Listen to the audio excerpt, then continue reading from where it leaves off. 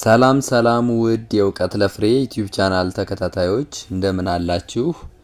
እኔ ያለው ፈጣሪ ይመስገን። በዛሬው ክፍል ደግሞ ለእናንተ ይበጃል ይሆናል ያልኩትን ጥሩ ትምህርት ይዤላችሁ መጥቻለሁ ማለት ነው።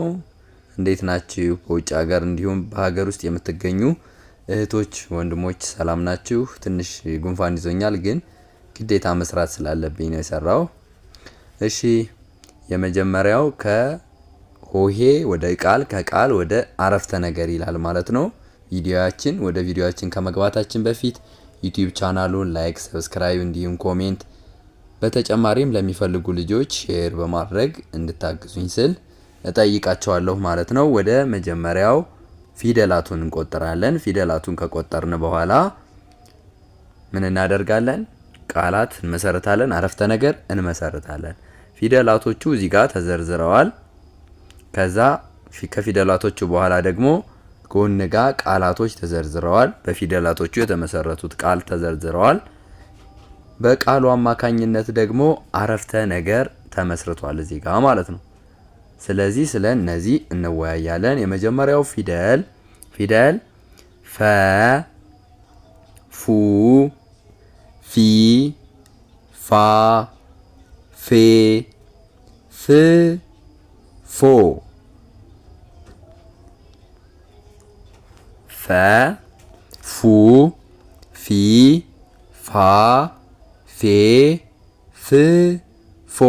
ከፎ እስከ ፎ ድረስ በዚህ መልኩ አነበብን። አሁን ፊደል ፈን በመጠቀም እዚህ ጋር ቃል ተመስርቷል። ምን ይላል? ፈተና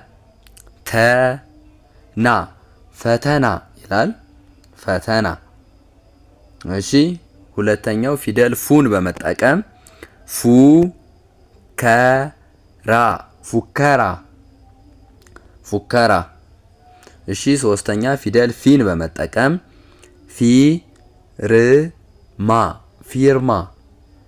ፊርማ ይላል። እሺ ኔክስት አራተኛ ፊደል ፋን በመጠቀም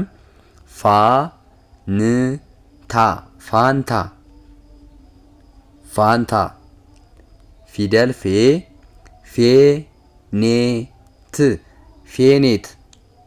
ፌኔት። እሺ ፊደል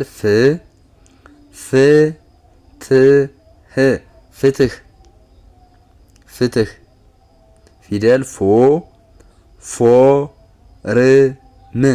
ፎርም ይላል ማለት ነው። ስለዚህ እዚህ ጋር እነዚህን ፊደላት በመጠቀም ፈተና፣ ፉከራ፣ ፊርማ፣ ፋንታ፣ ፌኔት፣ ፍትህ፣ ፎርም የሚሉ ቃላትን መሰረትን ማለት ነው። አሁን ደግሞ እነዚህ ቃላትን ተጠቅመን አረፍተ ነገር መመስረት። እሺ ምን ይላል? ዛሬ ፈተና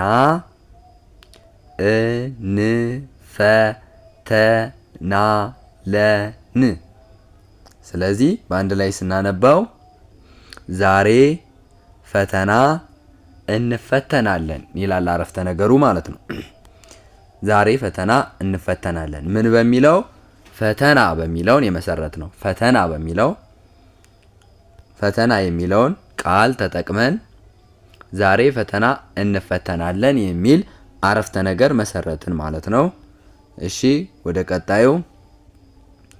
አሁን ደግሞ ፉከራ የሚለውን ተጠቅመን ነው የምንመሰርት። ፉከራ።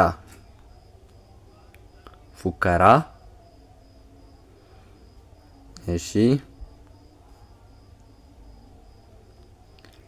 ልጁ ፉከራ ማዳመጥ ይወዳል። ምን ይላል? ልጁ ፉከራ ማዳመጥ ይወዳል። ፉከራ በሚለው ፉከራ የሚለውን ተጠቅሜ ምን የሚል ልጁ ፉከራ ይወዳል የሚል አረፍተ ነገር መሰረትኩ ማለት ነው። አሁን ደግሞ ፊርማ። ይቺን ፊርማ የምትል ቃል ተጠቅሜ ነው ደግሞ የምመሰርተው። ሙሽሮች ፊርማ ፊርማ ተፈራረሙ ተፈራረሙ ይላል ማለት ነው። አሁን ደግሞ ማንን ተጠቅሜ ፊርማን ተጠቅሜ ምን የሚል መሰረትኩ? ሙሽሮች ሙሽሮች ሙሽሮች ሙሽሮች ፊርማ ተፈራረሙ ሙሽሮች ፊርማ ተፈራረሙ የሚል አረፍተ ነገር መሰረትኩ ማለት ነው። ወደ አራተኛው ፋን ተጠቅሜ ፋንታ ፋንታ የሚል ቃል መሰረትኩ። በዚህ ቃል ደግሞ ምን የሚል አረፍተ ነገር መሰረትኩ?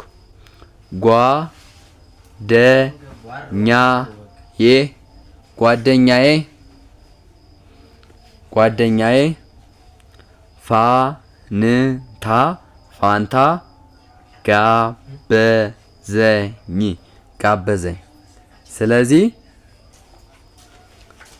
ፋንታ የሚለውን ቃል ተጠቅሜ እዚህ ጋር ጓደኛዬ ፋንታ ጋበዘኝ የሚል አረፍተ ነገር መሰረትኩ ማለት ነው።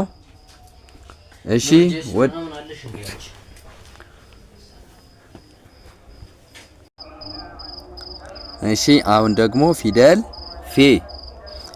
ፌን ተጠቅሜ ፌኔት የሚል ቃል መስርቻለሁ። ፌኔት የሰው ስም ነው። ፌኔት በርትታ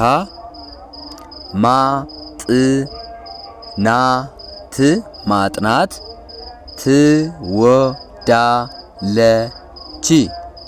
ትወዳለች ይላል። እዚህ ጋር የተጠቀምኩት ፌኔት የሚል ቃል ነው። ስለዚህ ሳነበው ፌኔት በርትታ ማጥናት ትወዳለች። ፌኔት በርትታ ማጥናት ትወዳለች። እሺ ቀጣይ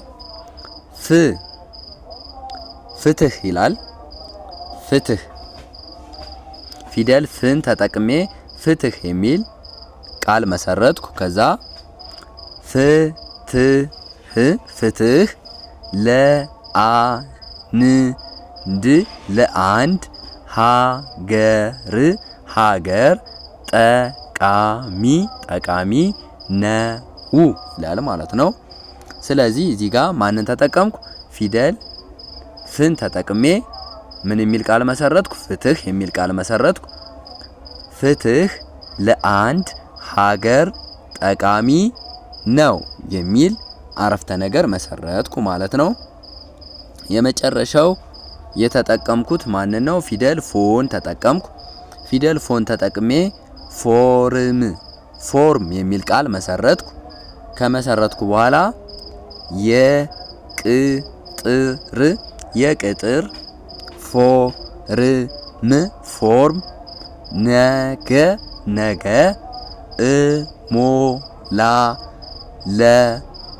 እሞላለሁ ይላል ማለት ነው። ስለዚህ እዚህ ጋር ፎ አለች። ፊደል ፎን ተጠቅሜ ፎርም የሚል ቃል መሰረትኩ።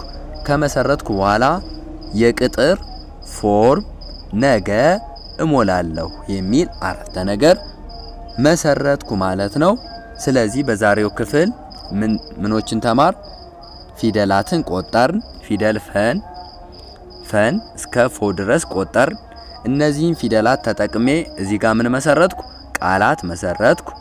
ቃላቶችን ተጠቅሜ ደግሞ እዚህ ጋር አረፍተ ነገር መሰረትኩ ማለት ነው። ስለዚህ ሁሉንም ያየን፣ ፊደልን አየን፣ ቃላት ምስረታን አየን፣ አረፍተ ነገር ምስረታን አየን ማለት ነው። የመሰረት ነው ፈን ተጠቅመን ፈተና፣ ከዛ አረፍተ ነገር ዛሬ ፈተና እንፈተናለን። ፉን ተጠቅሜ ፉከራ፣ ልጁ ፉከራ ማዳመጥ ይወዳል። ፊርማ፣ ሙሽሮች ፊርማ ተፈራረሙ። ፋንታ፣ ጓደኛዬ ፋንታ ጋበዘኝ። ፌኔት በርትታ ማጥናት ትወዳለች። ፍትህ ለአንድ ሀገር ጠቃሚ ነው። ፎርም፣ የቅጥር ፎርም ነገ እሞላለሁ የሚል ትምህርቶችን ተምረናል። ስላዳመጣችሁኝ አመሰግናለሁ። ስለዚህ ዩቲዩብ ቻናሉን ላይክ፣ ሰብስክራይብ እንዲሁም ኮሜንት በማድረግ አግዙኝ። በቅርቡ 500 እንገባለን ብዬ ተስፋ አደርጋለሁ። ለጓደኞቻችሁም ሼር አድርጉ ማለት ነው። ከዚህ በተጨማሪ እንድሰራላችሁ የምትፈልጉት ነገር ካለ ኮሜንት ጋር አሳውቁኝና በዛ እሰራላችኋለሁ ማለት ነው። አመሰግናለሁ። ኦንላይን መማር ለምትፈልጉ ስልኬ ቪዲዮዎች ላይና ዩቲዩብ ቻናሉ ላይ ስላለ መደወል ትችላላችሁ። በዛ አግኙኝ ማለት ነው። አመሰግናለሁ።